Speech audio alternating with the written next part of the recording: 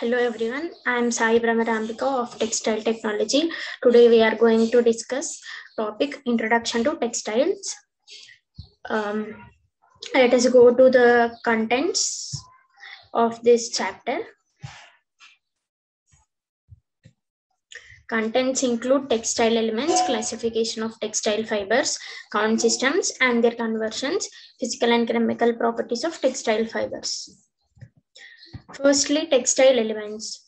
What is textile technology? When you have taken this course or heard of this word, something or other would be coming into your mind. So you would have Googled it or asked someone who knows about it, and you would have some or other idea about textile technology. So textile technology is a division of engineering where principles of scientific techniques are utilized for manufacturing and development in all types of yarns and textile fabric from textile fibers. This is the definition of textile technology. So now what is textile? Textile is any cloth or fabric or a good or a material which are produced by knitting, weaving, braiding and non-woven is known as textile. Textile material are used from household to aerospace nowadays in everything, like tires can also be made up of textile elements, and in surgicals also textile is used. Everywhere in this whole world textile is used. Fiber is unit mass with specific length, width and thickness, which can be spun, drafted and twisted. Usually the ratio of length and width is 100:1. Yarn is nothing but continuous length of interlocked fibers, which is used in production of textiles, weaving, knitting, sewing and embroidery. Let me show you yarn. I think you can see this.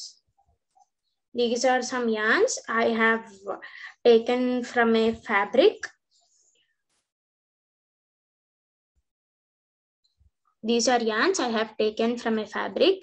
In this yarn, we have two fibers that are twisted together. You might not be able to see it, but here we have two fibers in this. When these are interlaced in different orientation, then you get fabric. This is yarn. Interlacement of these yarn will give you fabric. The group of yarns are processed into knitting, weaving, which converts yarn into fabric. Garment is an article or piece of clothing like shirt, dress, suiting coat, trouser, sweater, pants, etc. Apparel is anything like set of cloth. Women's wear, children's wear, men's wear, etc. is known as apparel. Ginning is process of separation of seeds from its fiber. Like we all know cotton. If you see cotton lump, then in that you'll have seed and also fibers. The process of separation of seed from its fiber is known as ginning.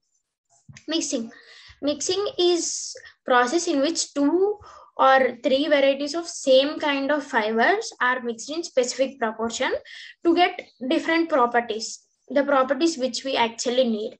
Blending is a bit different to mixing. In this, 2 to 3 different kinds of fibers are taken to produce yarn. Twist is we all know what is twist. Like if you take, if I am taking this and I'm twisting it like this, twisting like this, so that now you can see properties of this is has increased. It becomes stronger. It gives strength. Twist is of 2 types, Z twist and S twist. You will be learning in further classes. Count will give you what kind of fabric it is, fineness, coarseness, size of yarn, etc. It represents the linear density. Spinning is process of converting fibers such as cotton, polyester, nylon, etc. into continuous yarns is known as spinning. Weaving is interlacement of warp and weft yarns. Like these are actually warp yarns which I have bought. If you see a cloth, you have horizontal threads and vertical threads. So one is warp yarns, weft yarns. So interlacement of these yarns, like these are horizontal ones and these are vertical ones. When you interlace these things, then it is known as weaving. Knitting. Knitting is also a process in which fabric is formed by interlooping of courses and veil yarns is known as knitting. In knitting also, like in weaving, we have warp and weft. In this, we have courses and veils. Coarser yarn. Coarser yarn means thicker yarn. Combing or gilling, the mechanical process of eliminating short fibers, nets, and impurities by paralyzing and straightening the fibers. We know what are short fibers, the fibers which are in shorter length. Nets are actually entanglement of fibers, like chiku padatam or mudi padatam. These are known as nets. And impurities, like dust, dirt, anything is known as impurities. Sizing, process of impregnating protective adhesive coating on warp yarn surface to withstand stress and strain during weaving. Like it is actually known as ganji pettadam in Telugu. This is done before the manufacturing of product. It is done so as to withstand stress and strain during the process of weaving. Scoring. Scoring is removal of oils, waxes, pectins from the textile material. In wool, after shearing of wool, this is done so as to clean all the oils, waxes from the hair of animal. Finishing.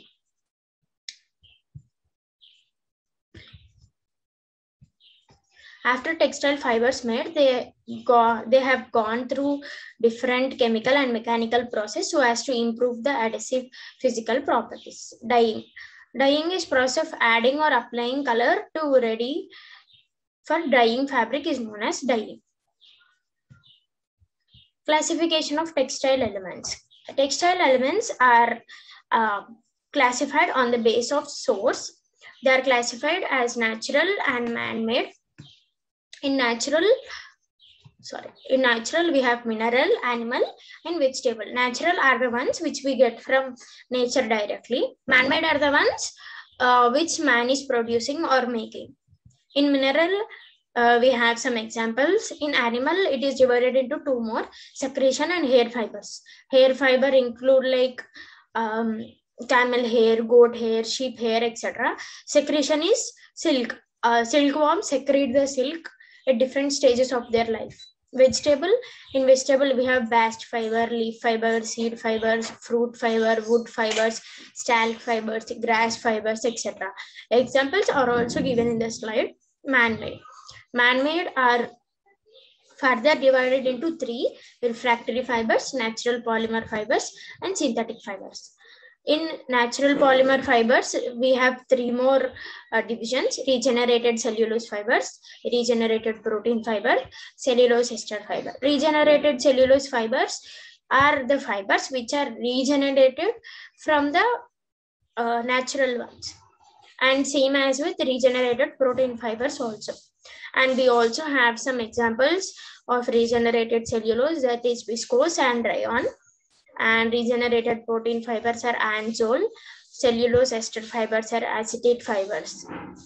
In man-made synthetic polymer fibers, we have nylon 6, nylon 66, PVC, PVA, etc. Count of yarn. Count is number which represents the linear density, i.e. The relation between length and weight, or weight and length of a yarn, and it also represents fineness, coarseness, or size of yarn. There are two types of yarn count: direct count and indirect count. Direct count is used to measure count for artificial fibers, i.e. man-made fibers. In this system, length is constant, and for higher count, coarser will be the yarn, and for smaller count, yarn will be the finer. And there are different systems which can be used in direct count system: tex, decitex, millitex, kilotex, denier, gretstex, spindle count. This is the table showing different count systems. In tex, Length unit is 1000 meters. In decitex 10,000 meters, millitex 1000 meters, kilotex 1000 meters, denier is 9000 meters, spindle is 14,400 yards, and weight of yarn will be taken in number of grams for everything except spindle. Spindle is taken as number of pounds, that is LV. Indirect system. Indirect count system is used to measure count of natural fibers except silk. In this system, weight is constant, and higher the count number, finer the yarn. Different count systems are English cotton count, worsted count, linen count, wet spun count, woolen count, French count, and metric count. In this, weight is 1 pound for all the unit systems except French cotton and metric cotton. For French cotton, we take half kg, that is 500 grams, and metric count, it is 1 kg.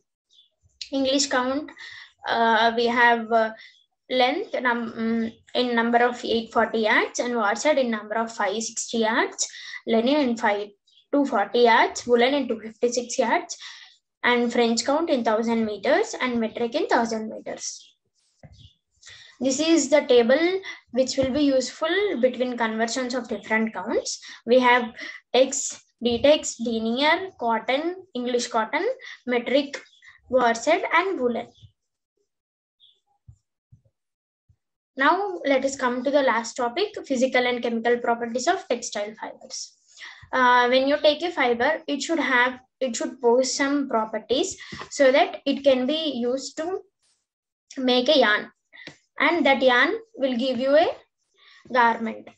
So what are the physical properties that a fiber should have? It should have length, density, appearance, flexibility, toughness, elongation, friction, tenacity, moisture regain, fineness, crimp, maturity, luster, and softness.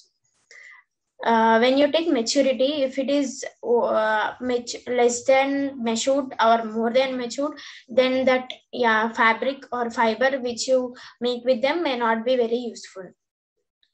And fineness, we all have a tendency to wear fine clothes, but we don't wear the ones which are very coarser, like they poke you on the skin and all.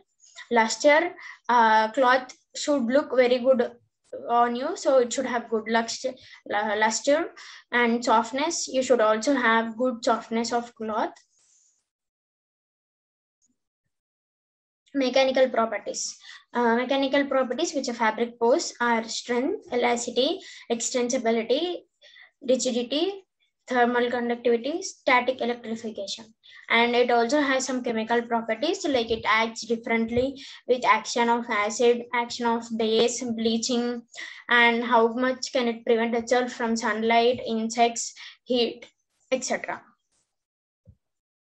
Textile fiber should have some following structural properties, like it should have fine structure and appearance.